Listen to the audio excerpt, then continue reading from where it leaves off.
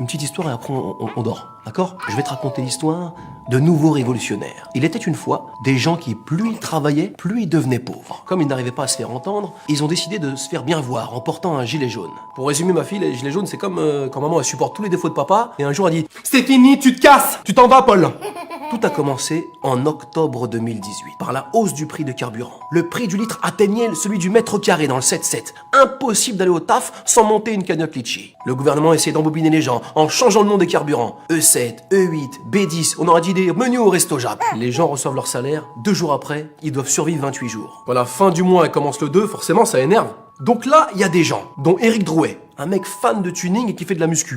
Voilà, la cotisation annuelle de Fitness Park, elle augmente, les prix des jantes aussi, faut qu'on fasse une manif pour faire chier le patron. Le patron, c'est le nom de Macron, ma chérie, que lui donne un personnage légendaire dont je te parlerai plus tard. Donc là, les gens écoutent de plus en plus Eric et ses potes. Ils disent, ouais, ils ont raison, on se sent de plus en plus jaune. Et là, t'as une hypnothérapeute, Jacqueline Moureau. Hypnothérapeute, ma chérie, c'est comme Mesmer, sauf que t'es payé au black. Et donc, cette fille-là, Jacqueline Moureau, elle fait une vidéo où elle pose gentiment une question qu'on se pose tous. Il est où le pognon des Français, monsieur Macron? Là, il y a plusieurs réponses. La vaisselle de l'Élysée, 100 000 euros. Là, c'est très intelligent de la part de Macron, parce que c'est vrai qu'à ce prix-là, t'as pas envie de t'embrouiller avec ta meuf. Chérie, pose cette assiette, c'est le prix d'un week-end à Marrakech. La moquette dans la salle des fêtes de l'Élysée, 300 000 euros. Ce qui est complètement con, parce qu'à ce prix-là, tu peux acheter Mondial Moquette. Franchement... Bref, les propositions pour la manif du 17 novembre commençaient à affluer de partout. Les gens avaient plein d'idées. Eric, il dit... Hey, on va mettre les gilets jaunes sur les pare-brises. Tout le monde sur son pare-brise, le gilet jaune. Comme ça va faire chier. Sauf que t'as des gens qui n'ont pas d'argent, ma chérie, qui n'ont même pas de voiture. Ils se disent non, nous, ce qu'on va faire, on va mettre le gilet jaune sur nous. Parce qu'après tout, c'est fait pour ça. Donc les gens marchent dans la rue avec un gilet jaune. Résultat des courses, le 17 novembre, ma chérie, t'as 290 000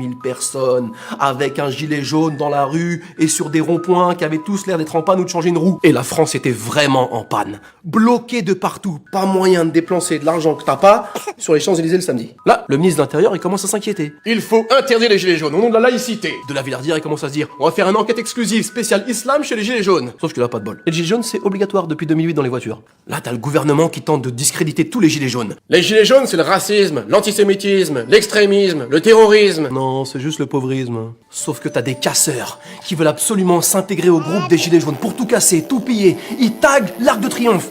Et t'as BFM TV et Enquête Exclusive qui filment tout en plan serré pour faire plaisir aux actionnaires. Après ce premier jour de manif, t'as l'acte 2. Mais le 4 décembre, ma chérie, t'as l'acte 3. Et là, c'est comme dans la saga Rocky. Le 1, c'était pas mal. Le 2, c'est vite fait. Et le 3, c'est l'œil du tigre. T'as Clubber Lang, il veut défoncer Rocky parce qu'il est riche et qu'il mérite pas son titre. Sauf que dans le film, Macron, c'est pas Rocky. Dans le film, Macron, c'est Mickey, le beau-frère de Rocky, qu'en glande pas une, mais qui veut absolument lui taxer de l'oseille. Ensuite, il y a l'acte 4. L'Empire contre-attaque. 8000 policiers dans les rues de Paris selon les Gilets jaunes.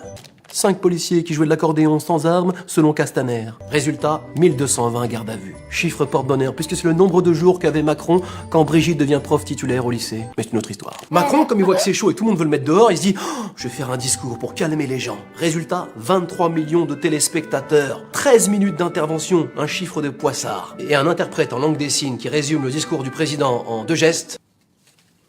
Mais Macron, grand seigneur, ajoute 100 € au SMIG. Enfin, à une condition, avoir réussi à finir Candy Crush. Édouard Philippe, qui avait promis de ne pas annuler la hausse du carburant, il annule l'annulation de la promesse d'annulation des mesures promises aux Gilets jaunes. Un vrai bordel. Je t'ai perdu, chérie, là. Hein.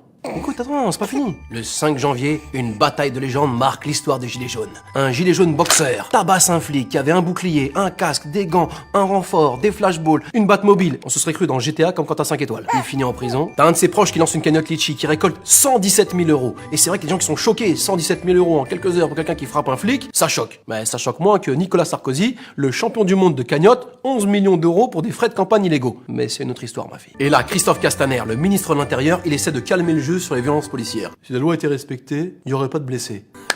Bravo, Christophe! Et si Tata avait un zizi, on l'apparaît tonton. Et si le gouvernement faisait son travail, il n'y aurait pas de manif. Et voilà comment on en est arrivé à plus de 12 semaines de manifestations. Tu dors, chérie?